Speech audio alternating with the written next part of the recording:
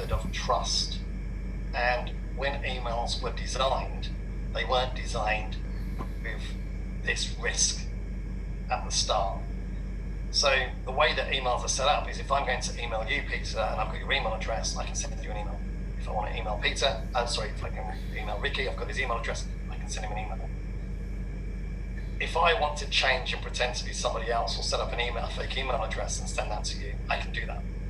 And the challenge comes around is when you're doing that for businesses and you want to start filtering that, there's a danger that you might stop genuine emails coming into the business. So there are a number of ways that companies can address this. And one of the ways is applying a number of controls, which essentially validate your domain email address on the internet. Okay, and there's a way that you can then allow only authorized and registered emails to come through to your organization. It's not 100% proof. There's a number of different ways additionally that you can do and other controls on there to tighten that down. But the fundamental answer, unfortunately, is it's still possible for those emails to get through, and still very reliant on the end users to help spot those emails and not to click on them. So Mohammed's come back and said how to handle situations in which one knows that one has been compromised in a phishing attempt. Yeah, great question, Mohammed. It comes in a number of different ways because it really has to do with the type of how you've been compromised and what's happened. So if it's your machine that's been compromised and it's ransomware, then there's steps that you can take around shutting down your machine, disconnecting from the internet, and establishing where you are and what your next steps are. It depends on how severe the malware is that's on your machine and at what level it is. There's a number of different things. I'd urge you more comprehensively to go to the NCSE website. There's some guidance there which walks through different types of attacks and how you can respond to that. So I hope that answers the question. The other question that's just coming, how can I protect myself on LinkedIn? So LinkedIn, there's a number of different things that you can do. You can choose to lock down your profile around how people engage with you, so you can stop yourself being contacted by people that you don't know. That may impact how you engage with your network. Some of the other ways that you can look to protect yourself on LinkedIn is simply by, when we look at some of the profiles that are put on LinkedIn, it's essentially a summarized CV. And often when people are building their profile up, they may express more information than they need to. So they may talk about the company that they're working for, the projects that they're working on. They might even turn around and say, for example, that they have security clearance. So it's around the level of information that you share on LinkedIn.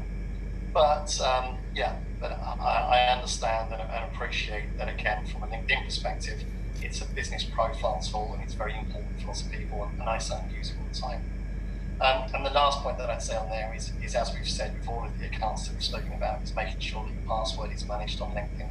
Okay, so making sure that you've got a complicated password and that password isn't being used anywhere else. Thanks, Peter. I'm glad that answered your question. So as we're just coming through to summarize on some of the key things here, back up online and offline files regularly. So one of the biggest risks that you're going to have from a home computer at the moment is around, as I said, ransomware. And if ransomware attacks your machine, and it's likely that your device is completely encrypted and you don't want to pay the ransomware, which we obviously encourage you not to do, one of the only options that are going to be available to you is to restore your machine. Okay, and restoring your machine will require you to build it from scratch. So making sure that you have offline backups, and when we say offline backups, it's not very expensive to invest in a external hard drive which you can back up to. The other consideration that you need to think about there is, in some cases, the hard drive, if the hard drive is connected at the time, it's possible that both your laptop and the backup drive may both be encrypted with ransomware. So you're stuck on both counts. So it's good practice to have offline backups. So this is to have your drive, do your backup, disconnect it, put it in a drawer, So you know that in worst case scenario, you can make sure you can get back on your files. So I know recently my backup drive actually died, and I've just gone to an organisation and had it. I've gone to a company locally, and they've managed to recover all of my data for me. And when I talk about the data, there's some data in there which wasn't important, but the data that was important to me was pictures of my kids that date back to when they were, when they were in their young, when they were 3 or 4 years old. So that was very pertinent to me, and that was, really important. So again, sometimes when you're looking at the data on your computer, you may not think it's very important, but actually there may be pictures and files and personal stuff on there that actually is really important to you. So again, give some thought about backing that up offline. Strengthening your home networks, there's a number of things that you can do there. So those of you that have got passwords, making sure that your passwords are set up for your routers, making sure that your router strength is strong. If you want to, you can change the password, definitely change the password from your default password. But in most places now, certainly in the UK that we see, when you receive your home router will come with a password, a strong password sticker stuck to that, okay? And that password will be very unique and won't be used by anybody else. So give that some thought. Use strong passwords, as I recommended before, and making sure that you use a password manager if it's applicable. There are some free ones out there, so feel free to go off and do some research on Google and choose what's fit for you. Keep your software updated. So again, I encourage and urge you to make sure that the easiest way to do that is just to set it to auto update. Set it to auto update and make sure that you reboot your laptop or your device regularly. So don't just leave it on, because some of the updates that you receive require your machine to be rebooted in order for them to take effect. So very much recommend give that some thought.